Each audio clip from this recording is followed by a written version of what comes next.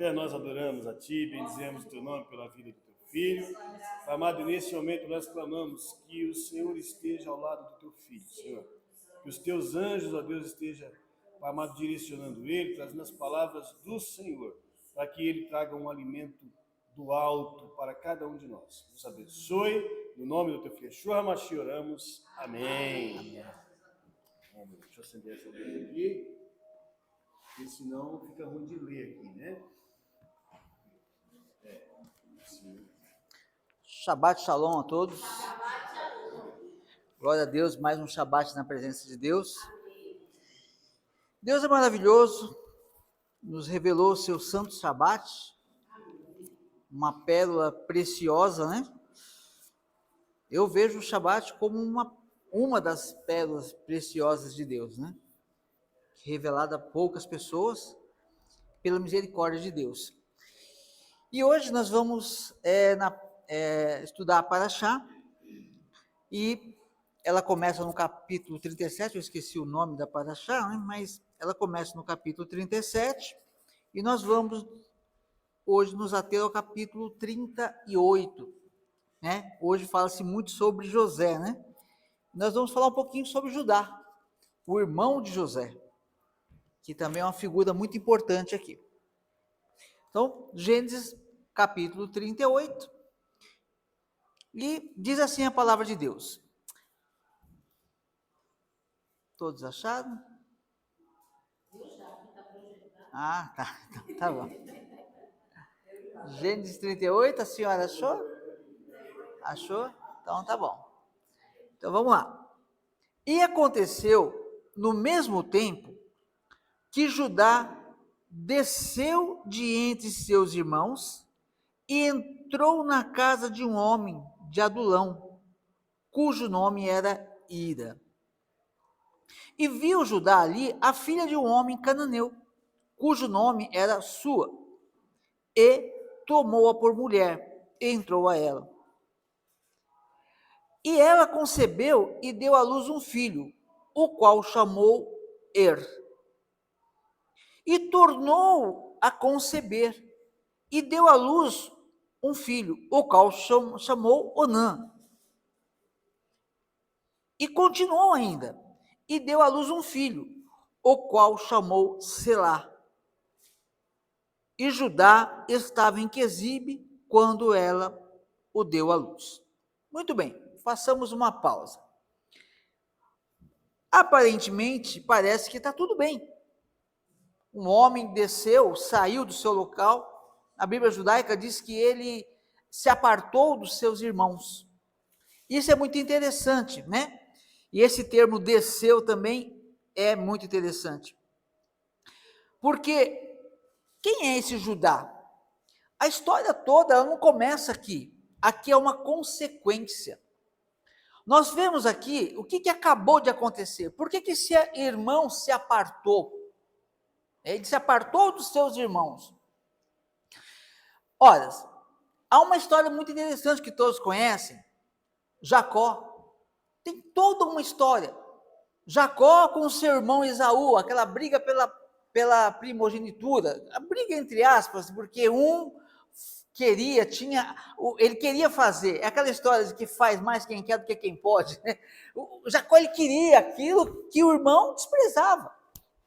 Esaú, primogenitura, de que me serve isso?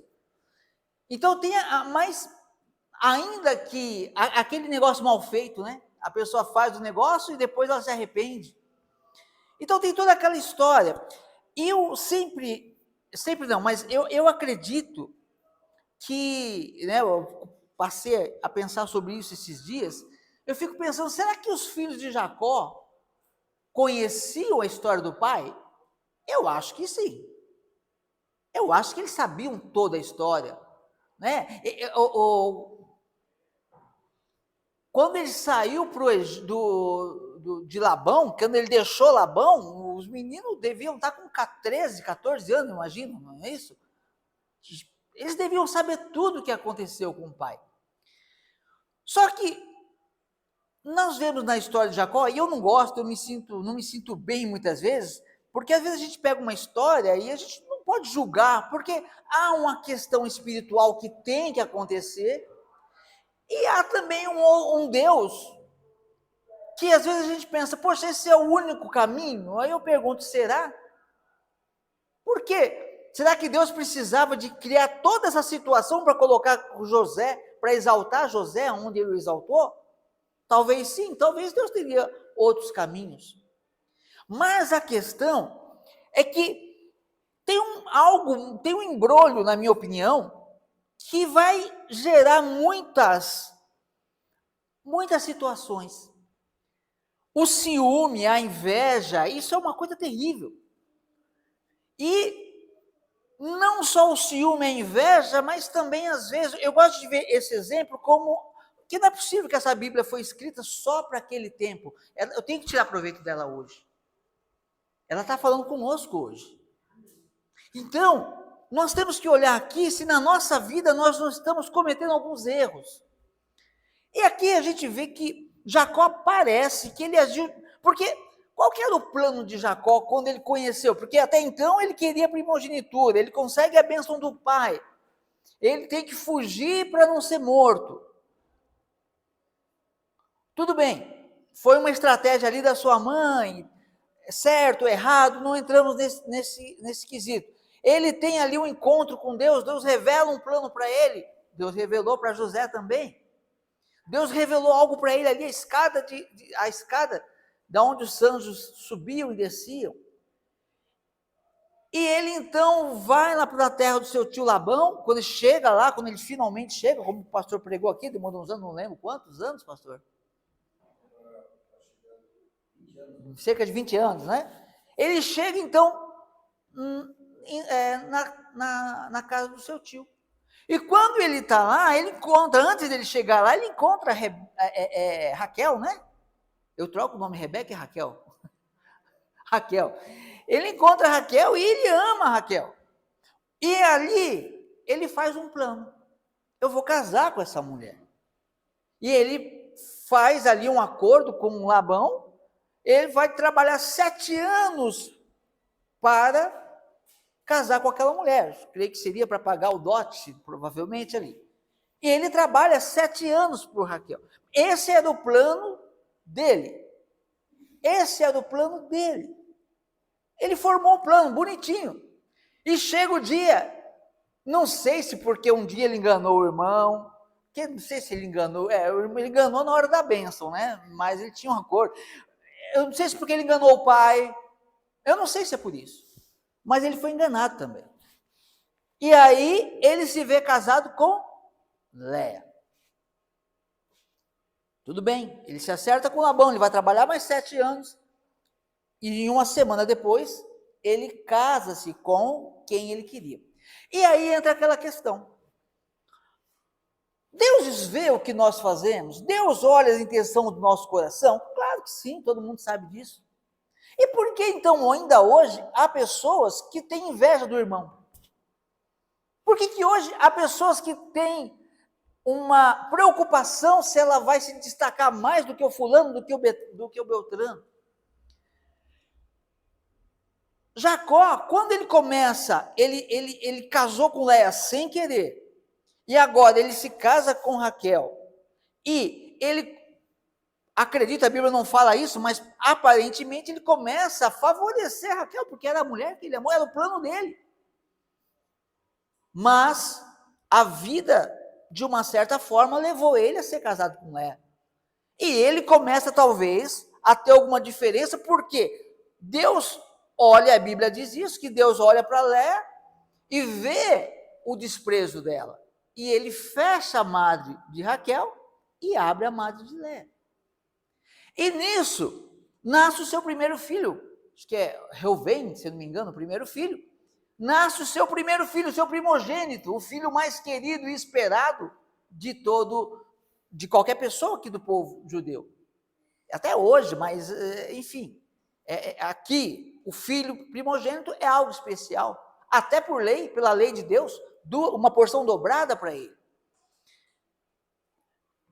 E a vida vai seguindo. Daqui a pouco, Léa tem outro filho, Agora, quem começa a ser desprezada, talvez não sei se desprezada pelos olhos de Jacó, eu acho que não, mas pela própria circunstância, ela começa a ser desprezada também, e Deus tem compaixão dela e abre a madre dela, e ela vai ter o José, que parece, eu não posso garantir, mas parece que no mundo e no plano perfeito de Jacó, José era o primogênito do que ele queria, não que fosse primogênito dele, mas do que ele queria. Ele sempre quis ser casado com Raquel, logicamente ele queria ter um filho com Raquel, e agora nasce José, que não é o primogênito, mas ele tem o amor do pai como se fosse de um primogênito.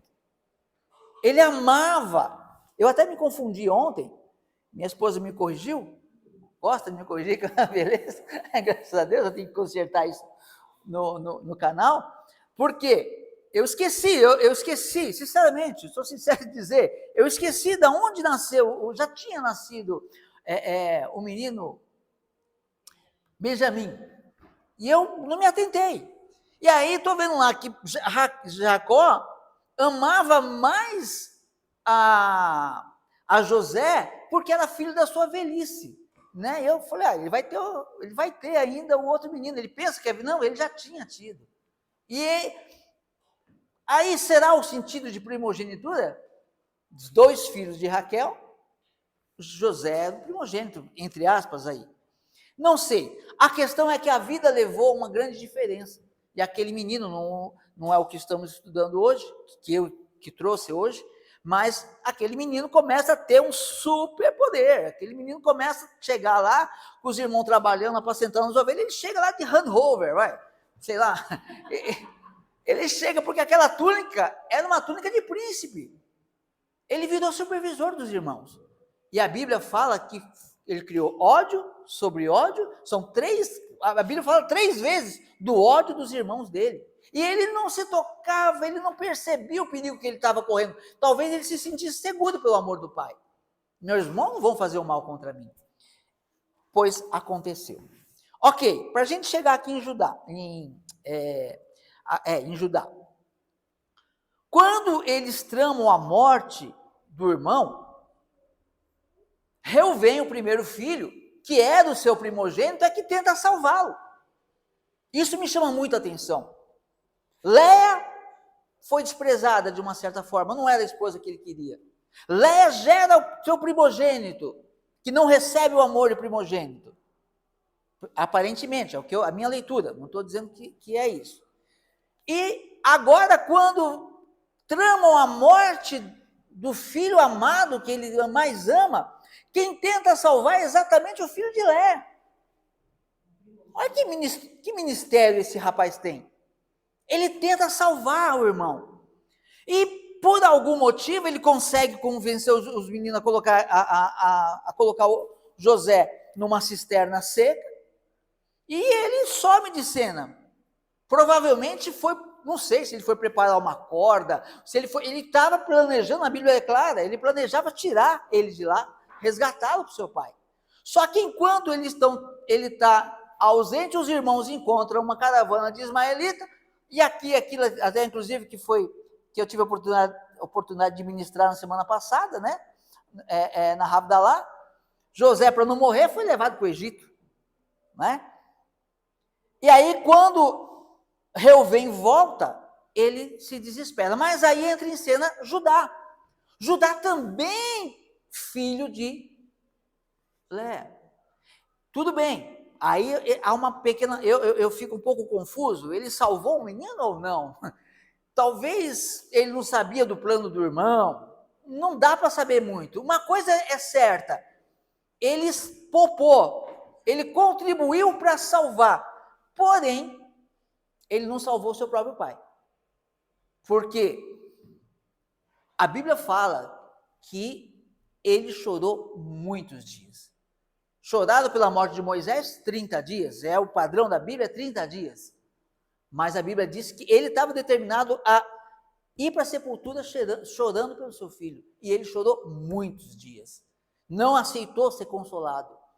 E como aqueles meninos, aqueles irmãos dele, olham para o pai naquele sofrimento, sabendo que Por que ninguém chegou no lá e falou, pai, vou te contar a verdade, vamos resgatar, vamos comprar ele, está vendido como escravo. Com certeza ele compraria esse menino de volta. Mas Judá, ele ajudou, mas também... E aí vem aquela história da culpa, né? Porque vamos, ó, lá vem o sonhador. Vamos acabar com os seus sonhos. Isso acontece tanto no dia de hoje, não com essas palavras. Mas isso acontece hoje. Não deveria, e no meio que não deveria acontecer. Essa é a questão. Acontece porque se você souber que um inimigo, uma pessoa que não gosta de você, está armando uma armadilha, está tirando algo, está tentando te destruir, você não vai nem ficar abalado, você fala, eu confio em Deus, eu estou tranquilo. Você chega em casa, você senta no sofá, você vai dormir na sua cama, com a sua família, você está ali com a sua família, ainda que tenha os inimigos, você fala, Deus cuida de mim, eu estou com a minha família que Deus me deu. Mas quando parte de dentro da família, quando parte da onde a gente não espera, isso dói, isso machuca demais. E parece, não sei, que Judá sentiu esse peso. Será que ele não estava conseguindo olhar para os irmãos todos os dias, vendo seu pai chorando? Será que é por isso que ele se afastou? Sendo por isso, ou não sendo por isso, ele continuou, na minha opinião, em falta com o seu pai. E assim andamos nós também, muitas vezes. Sabemos o que é certo fazer, mas amanhã eu faço. Amanhã eu mudo. E ele então desceu. Aí um problema. O que o seu avô tinha feito? Avô? Abraão, Isaac, Jacó, bisavô, né? Abraão fez quando foi casar o seu filho. Pegou lá o seu servo, né? E falou, ó, vai lá na minha família, não deixa meu filho casar com uma dessas estrangeiras. Vai lá buscar uma esposa para o meu filho. E o que Judá faz? Totalmente contrário. Ele já casa com uma cananita. E aconteceu, no mesmo tempo, que Judá desceu entre seus irmãos, né? Saiu, abandonou ali os seus irmãos e entrou na casa de um homem de Adulão, cujo nome era Ira, e viu Judá ali a filha de um homem cananeu, cujo nome era Sua, ou Shua. Ele tomou-a por mulher e entrou a ela, e ela concebeu e deu à luz um filho, o primogênito, o qual chamava tornou a conceber e deu à luz um filho, o qual chamou Onã. E continuou ainda e deu à luz um filho, o qual chamou Selá. Judá estava em Quezibe quando ela o deu à luz. Judá, pois, tomou uma mulher para Então, Judá foi lá, escolheu uma mulher para o seu filho, o seu primogênito, cujo nome era Tamar. Porém, o primogênito de Judá era mau aos olhos do Senhor, por isso o Senhor o matou. É uma palavra bastante forte, né? Ele era mau. O que esse homem fazia, eu não sei. Porque o ser humano tem essa tendência, né? Esse Yetzer Hará, né? A tendência para o mal. Mas, o que esse homem fez? Não sabemos. Agora, uma coisa a gente sabe. Judá,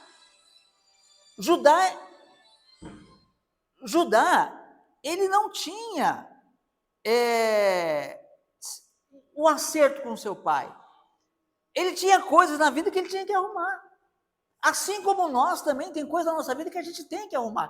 Por isso eu não sei. Mas quando as coisas começam a dar errado, acho que a primeira coisa que a gente começa a ter que olhar para si próprio. Não que o rapaz não pudesse morrer, não. A questão não é essa. A questão é que a Bíblia diz que ele era mau perante os olhos do Senhor. Será que isso já não é uma herança da maldade que ficou mal resolvida lá atrás? Maldição hereditária, talvez?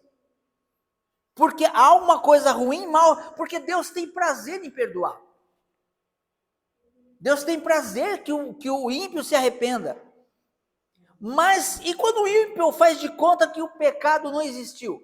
É que nem o pastor pregou agora, né? Dos teus pecados, eu não me lembrarei mais. Isso aconteceu depois que foi feito o acerto com os irmãos. Mas ali, como Deus não vai se lembrar do pecado que está oculto, escondido?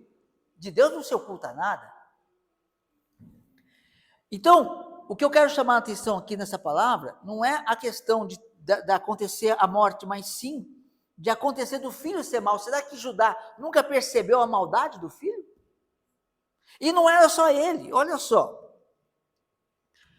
Judá, pois, tomou a mulher para ele, seu primogênito, cujo nome era Tamar.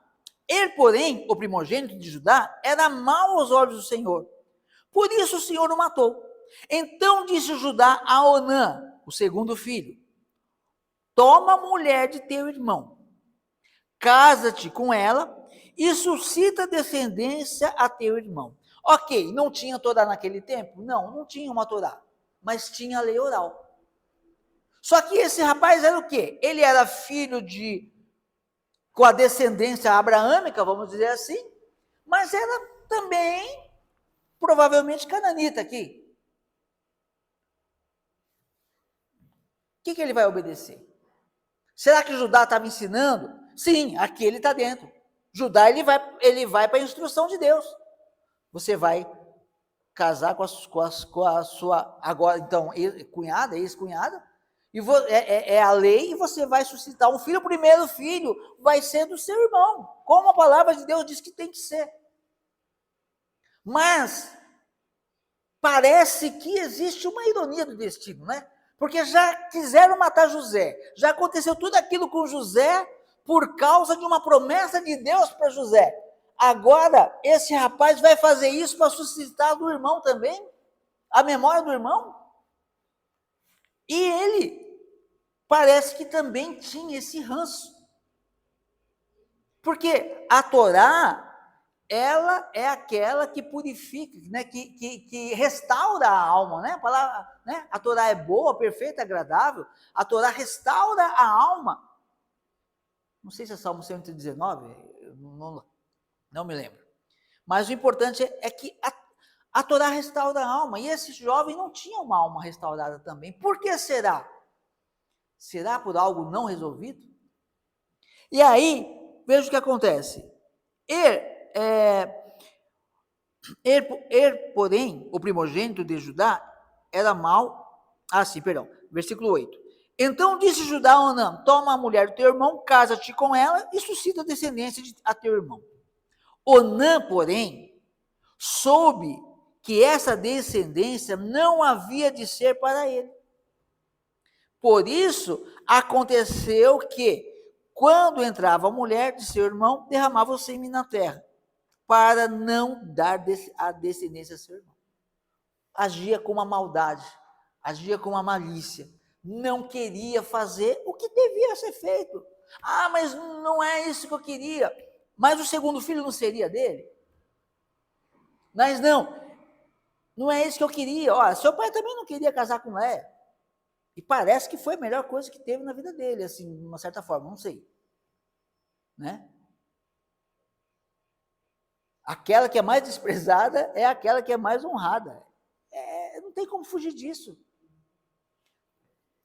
E ele, então, começa a fazer é uma ofensa, né? É uma coisa propositada.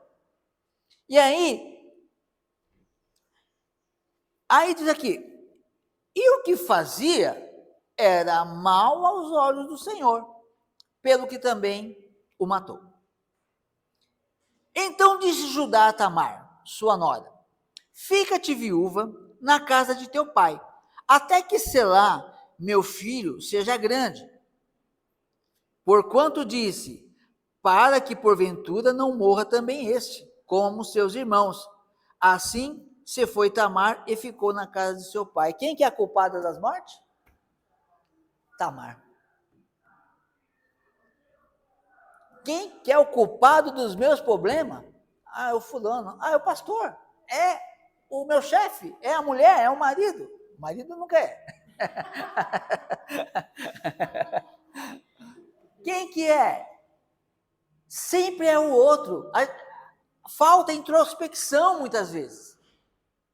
A gente tem que olhar para dentro de si e falar, meu Deus, me ajuda, me orienta, me mostra. Mas parece que, talvez, não sei, dá a impressão, sabe aquele, porque às vezes a pessoa, quando o pecado, quando ele não é confessado para Deus, a pessoa às vezes ela quer se convencer, talvez ele já se afastou para esquecer, talvez ele criou uma bolha na cabeça dele, eu vou esquecer de tudo. Porém, o inimigo não esquece. E Deus, mais, que o inimigo pouco importa, Deus não esquece, ele esquece, mas só que antes de esquecer, ele, pelo que eu entendo, ele quer que nós nos arrependamos. Eu me arrependo e Deus esquece. Muito bem. Passando-se por... E outra coisa também, agiu com o quê? Com falsidade. Ele também já foi falso com o pai, né? Agiu com falsidade. Olha, quando ele crescer, fica lá na casa do seu pai, não fica aqui não, fica lá, na casa do seu pai. Quando o menino estiver grande, eu mando te chamar. Você casar com ele, como diz direitinho, mas eu sei que eu não vou fazer nada disso. Vou falar só, né, para inglês ver. E a Tamara confiou.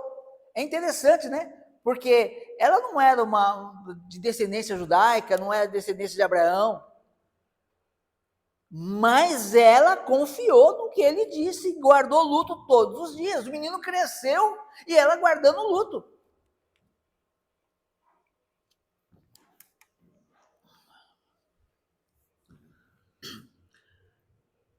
Passando-se por... então, aqui, assim se foi Tamar e ficou na casa de seu pai. Ok. Passando-se, pois, muitos dias, morreu sua, mulher de Judá, o qual, depois de ser consolado, subiu aos tosqueadores de suas ovelhas em Tímna, ele e Ira, seu amigo, o Adulamita. E deram aviso a Tamar, dizendo, eis que o seu sogro sobe a Tímna a tosquear as suas ovelhas. Então ela tirou de sobre si, o menino já tinha crescido, né?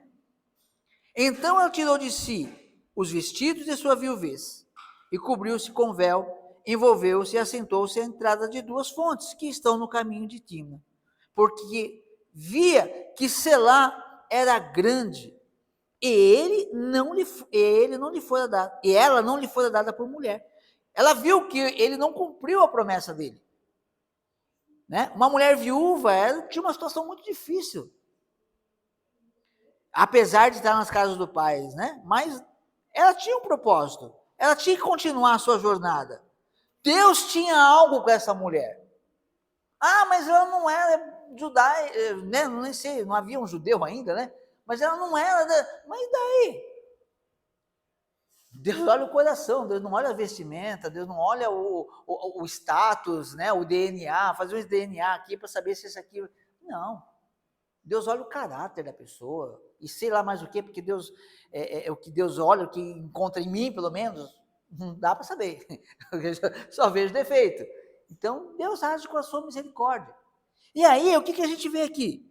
E deram Tamar dizendo, e vendo-a Judá, teve-a por uma prostituta, porque ela tinha coberto o rosto. E dirigiu-se a ela no caminho e disse, vem, peço-te, deixa-me entrar a ti, porquanto não sabia que era sua nora. E ela disse, que me darás para que entres a mim?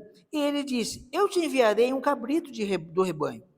E ela disse, dar-me-ás penhor até que o envies? Então ele disse, que penhor é que te darei? Ela disse, o teu selo, o teu lenço e o cajado que está na tua mão. Tudo aquilo, na minha opinião, né, que representava alguma autoridade. E aquela coisa, né? Quando um erro, né? A Bíblia fala que um abismo chama outro abismo, né? Então, uma pessoa, quando ela começa num erro, a melhor coisa que tem que fazer é frear, se consertar, retornar, techuvá. Ou é um abismo atrás do outro. E aí, então, Então ele disse, que penhor, ela disse, o penhor tal, o que ele lhe deu, entrou a ela e ela concebeu dele. E ela se levantou e se foi, tirou de sobre si o véu e vestiu os vestidos da viuvez. Voltou lá para a sua vida que ela estava ali e ficou lá. E Judá enviou o cabrito por mão do seu amigo, o adulamita, para tomar o penhor da mão da mulher, porém não a achou. Uma outra coisa interessante também, às vezes o ser humano, né, nós agimos, fazemos algo, depois resolvemos o problema terceirizando, vai lá, resolve ele para mim, dá um jeitinho, e não enfrenta a situação. E perguntou aos homens daquele lugar, dizendo, onde está a prostituta que estava no caminho junto das duas fontes? E disseram, aqui não esteve prostituta alguma. E tornou-se a José e disse, não achei. Também disseram os homens daquele lugar, aqui não esteve prostituta. Então disse Judá, deixa ficar com o penhor, para que porventura não caiamos em desprezo.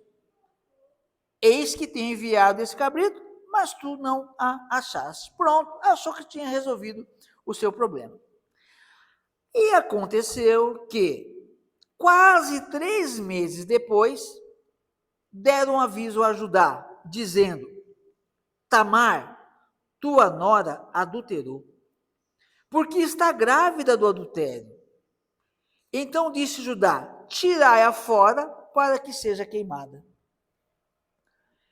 Tem assim uma predisposição para resolver problemas sensacional. É a coisa mais fácil do mundo. Fiz o que não devia. Fulano, vai lá, leva lá o cabrito, resolve para mim, ninguém vai me ver. Se alguém ver, vai ver você. Mas ninguém vai me ver. Agora, a mulher está grávida. Uma coisa interessante. Por que ninguém chegou para ele e falou, olha, Judá, seu filho já está moço, aí não está na hora de chamar? Não teve nenhum. Ninguém chegou e falou, olha, você não vai honrar a Deus como a tua fé diz que deve? Você não vai honrar a tua palavra que você falou para ela aí? Está lá vestida de viúva, lá com roupas de luto até hoje. Está esperando. Não aparece. Para ajudar, não aparece, é muito raro. Mas para tacar pedra, para ver, perdão na expressão, o circo pegar fogo, aí aparece um monte de gente. Rapidinho a notícia chegou e já chegou com o DNA. Adulterou, está grávida do adultério. Já chegou com tudo prontinho. E ele, mais que rápido, fala, não, então, tira ela de lá. Poxa, estava tudo bem, sei que existe um preceito, existe uma lei, um mandamento, ok. Mas ele, em nenhum momento, ele pensou, peraí, não deveria estar grávida, mas eu não deveria ter deixado ela também sozinha. Ele não sabia se... Nada, a notícia é essa, então vamos... Aqui é honra, né? Porque é interessante, porque Deus fala, né? Se sou Deus, mais ou menos assim, eu troco, se sou pai, cadê a minha honra, né? Se sou Deus, cadê a minha honra? Se sou pai, cadê o respeito para comigo? Algo assim.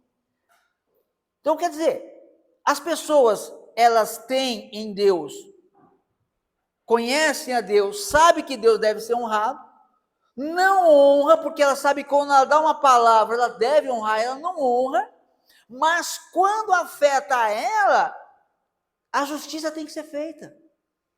Tem que ser agora. Queima vivo.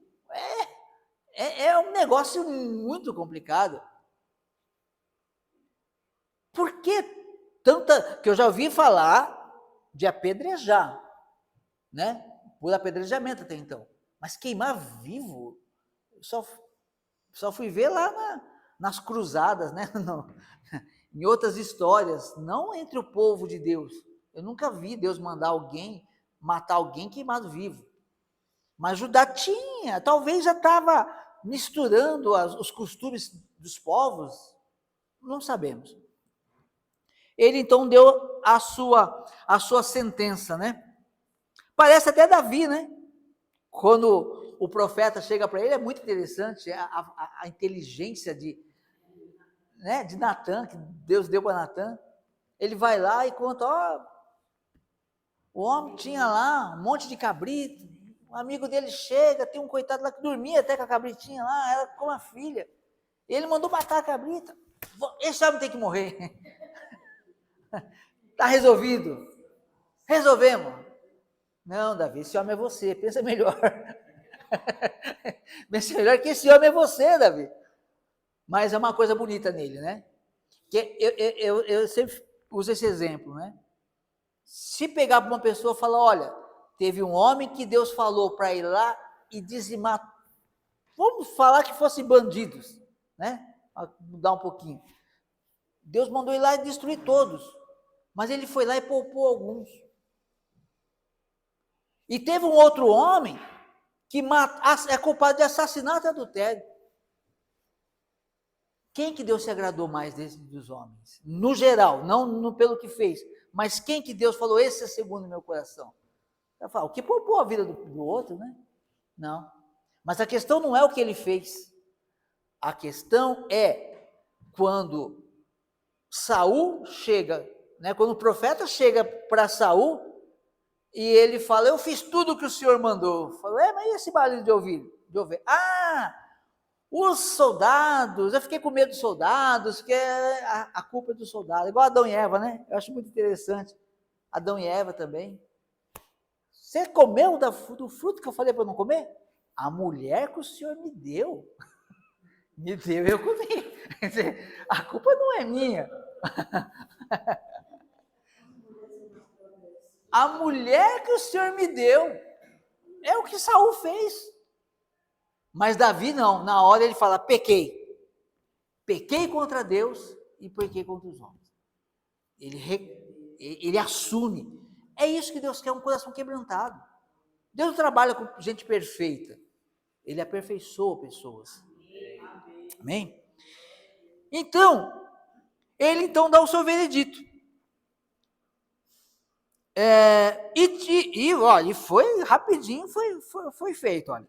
E tirando-a fora, né, já tiraram ela da casa do pai, para ser queimada, ela mandou dizer ao seu sogro, do homem de quem são essas coisas eu concebi.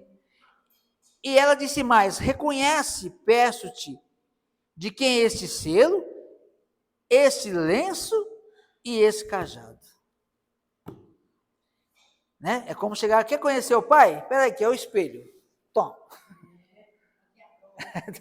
Está aqui. E aí parece que ele cai em si, né?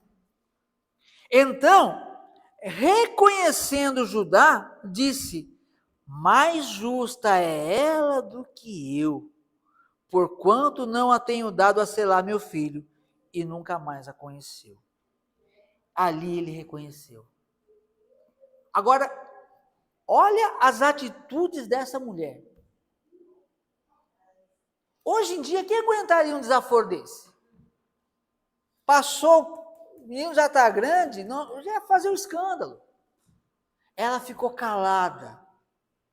A atitude dela foi certa, foi errado? Eu não consigo dizer, não posso interpretar. O que eu posso interpretar é o que está na Bíblia. Que diz aqui,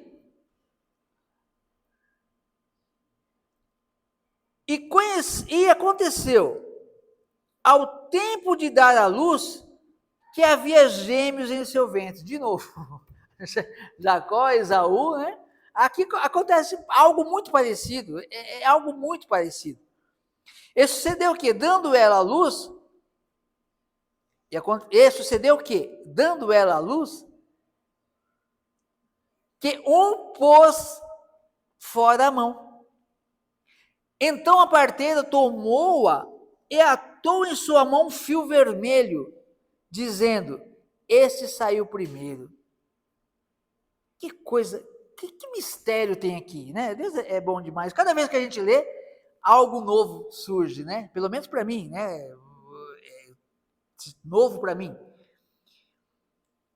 Vai nascer aqui, né? Vou dar um spoiler. Todo mundo sabe. Vai nascer aqui Pérez, da linhagem de Yeshua, da linhagem de Léa, desprezada. Olha que interessante. Mas quando vai nascer Pérez, da linhagem de Yeshua, vem o cidadão junto lá, bota a mãozinha, já recebe um selinho vermelho. Uma intenção romana, talvez, não sei. Nem sei da história do irmão de Pérez, não lembro o nome dele, não sei se tornou um bom homem, não sei. Mas, olha só, já tem alguém ali querendo, a parteira já escolheu, ela fez a escolha dela, entre aspas, a mãozinha já marcou, esse aqui é o primeiro, para eu não confundir. Ela já se antecipou, mas não tinha nascido ainda. Aí quando eu me lembro disso, quando Yeshua está lá, ele está lá, Yeshua, Ben Yosef, e Yeshua Barabá, os dois lá para ser, quem que vai escolher? Tem dois. Essa escolha é feita todo dia, hoje ainda, como o pastor pregou aqui algo interessante na introdução, né, que é uma das coisas que eu também escrevi um pouquinho mais extenso sobre isso, que é essa questão do filho pródigo.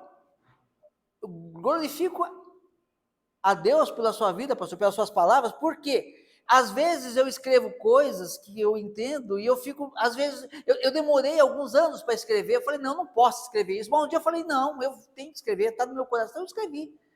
E eu escrevi exatamente sobre isso. Eu vejo essa religião também com o filho pródigo. Ah, mas os cristãos vão achar ruim. Mas a questão não é cristão. Ninguém tem que ser cristão, ninguém tem que ser judeu. Nós temos que ser filhos de Deus. Nós temos que voltar para a casa do Pai. É essa a questão. E aí a gente vê aqui, já tem um aqui querendo usurpar a primogenitura aqui. Ele já coloca a mão lá, não vou eu. Não é você não. Ah, mas já me escolheram, já estou com as fitinhas. Ah, é?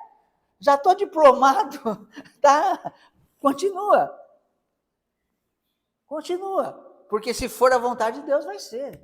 Contra a vontade de Deus, ninguém vai. E se não for, não vai ser. Se não for, o Pérez vai romper. Então diz assim, a parteira tomou e atou em sua mão um fio vermelho, dizendo, este saiu primeiro, está resolvido, está decidido. E às vezes a pessoa quer fazer isso na nossa vida pessoal, falar, você pode até ali, mais do que isso você não pode.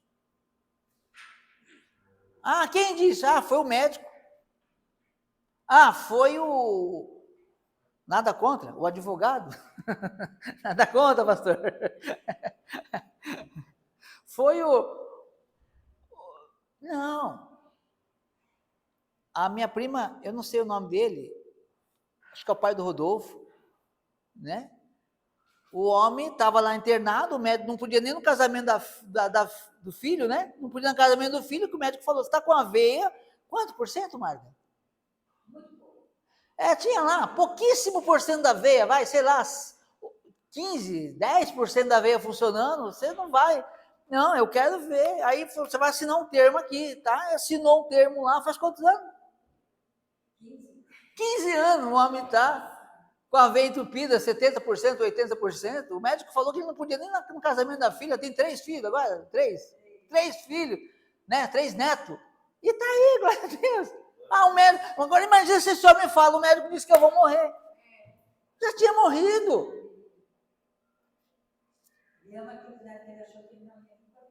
Achou que não ia nem conhecer. Pois é. Então, tudo está na mão de Deus. Não importa quem vai escolher, quem vai dizer. O fulano disse. Pouco importa. o fulano disse que é o pior médico que tem. Ah, então a chance é essa aí, porque é o médico, esse é Deus que vai usar. Entendeu? Ah, diz que esse é o melhor. Aí começa a chorar e pedir misericórdia de Deus.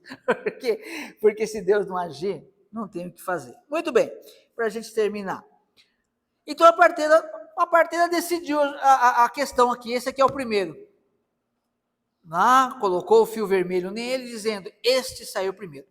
Mas acontece que, entretanto, porém, mas aconteceu que, tornando ele a recolher a sua mão, saiu o seu irmão. Então ela disse, tu tens rompido uma saída, e chamaram-lhe Pérez. E depois disso, saiu seu irmão, em cuja mão o fio encarnado, estava o fio encarnado, e chamaram-lhe Zerá. Ou seja, a vontade de Deus é a que vai prevalecer. Deste homem, Pérez, esse homem, ele tem a linhagem, né? Na linhagem dele, chegamos a Yeshua. Que honra! Mas olha, o quanto foi dificultada, quiseram matar uma mulher da qual a linhagem de Yeshua passa. Quiseram queimar viva, e quem quis queimar viva? O patriarca ali, um dos patriarcas, Judá. Veja só como nós erramos e temos que entender o erro. Isso José entendeu lá na frente. Olha como que a vida pode dar volta. Hoje nós falamos, e eu vejo muito crente falar isso, eu espero um dia que isso aconteça. Conheço alguém que eu gosto muito. E ele fala, eu sou da tribo de Judá. Tomara a Deus que um dia seja mesmo. Mas é coisa boa a tribo de Judá, a tribo de Jesus. Mas olha a história, olha quanta coisa acontece. Quantas lágrimas essa mulher deve ter derramado. Para ela tomar a atitude que tomou, imagina quantas vezes ela deve ter pensado e repensado. Ela arriscou. É aquela questão, eu tenho medo. Ela arriscou, porque a palavra de Deus diz também que os covardes não herdarão o reino de Deus. Tem que ter coragem. Nós temos que fazer aquilo que Deus colocou no nosso coração, buscar realmente esse Deus, buscar realmente nos alocar. O que Deus quer de mim? Eu estraguei tudo. Tá bom. Vou desistir? Não. Volta, faz techuvá. Como o filho pródigo fez techuvá. Ali ele encontrou a verdade. Mas estragou tudo. Mas quando ele chega, tem uma festa. Deus restitui. Abraão deu ouvido à esposa. Nada contra, mas ali nesse momento, deu ouvido à esposa. E aí o que ele faz? Parece que são 13 anos de atraso, né? Parece que são 13 anos. Por quê? Porque Deus já tinha dito algo para ele. Mas aquele conselho, por mais que fossem bons os conselhos dela, aquele lá não era bom. Mas ele deu ouvidos. Parece que acabou tudo. Não. A promessa que Deus fez para ele, de fazer dele pai de uma nação, agora Deus volta, depois de muito trabalho, creio eu, muito para nós, né? Que lá o que Deus faz ali, quando Deus volta, olha, tem um projeto para você. Aquele lá você complicou, né? Você vai ser pai de uma nação, mas você já tem uma nação que vai nascer. Então você vai ser pai de muitas nações. Deus faz o impossível. Sabe o que eu acho que é mais impossível? A nossa vida entrar no eixo como Deus quer. É isso que Deus faz. A coisa que mais nós precisamos, ter humildade. Porque na humildade, né, é aquela coisa, né? Estou trabalhando, mereço uma promoção, pelo menos aos meus olhos, e um dia não vejo promoção de ninguém, Passa os anos, um dia vem e o meu colega do lado é promovido. Puxa vida, olha a visão. Duas visões. Tinha que ser eu. Onde já se viu? Eu vou pedir a conta, eu vou fazer isso, eu vou fazer aquilo. Essa é uma visão ruim. Mas a visão do Filho de Deus. Puxa, que bênção. Eu pensei que nunca ia acontecer uma promoção aqui, já aconteceu a primeira. Amanhã pode ser a minha. É isso. É querer o bem do próximo. Se a gente aprender isso, que eu sei que muitos de nós já têm isso, mas se o mundo entender isso, se o mundo aprender isso, não vai ter inveja. Ao invés de ter inveja, vai ser o quê? Expectativa. Está chegando perto. É alguma coisa. Então, que sejamos nós aqueles que observam a palavra de Deus. Judá, ele, para finalizar, Judá, ele então parece que esqueceu do passado, mas o passado não esquece da gente. Só Deus pode colocar realmente o ponto final. E aqui ele já teve uma consciência. Espera aí, ela é mais justa do que eu, já é um começo. Será que Deus já não estava preparando para o que viria em breve? Seria o reencontro com o seu irmão? Seja isso ou não seja, que nós venhamos ver a justiça que está no próximo. Que às vezes a pessoa, eu tenho um colega, que a gente às vezes fala com ele muito sobre isso, ele está parando de fazer isso, mas muitas vezes ele falava para mim, irmão, eu não entendo, eu não faço nada errado, e não sei, eu falei, irmão, já começou errado, irmão. Só de falar que você não faz nada errado, já complicou tudo. Começa a falar, irmão, eu não sirvo para nada. Deus tem misericórdia de mim. Pede misericórdia, eu aprendi isso com a minha mãe uma vez, nunca esqueci. Minha mãe falou, meu filho, se tem uma coisa que eu aprendi, peça misericórdia para Deus. Só isso. Eu nunca mais esqueci isso. Que Deus a tenha. Agradeço muito a oportunidade, Deus abençoe, está com o pastor novamente.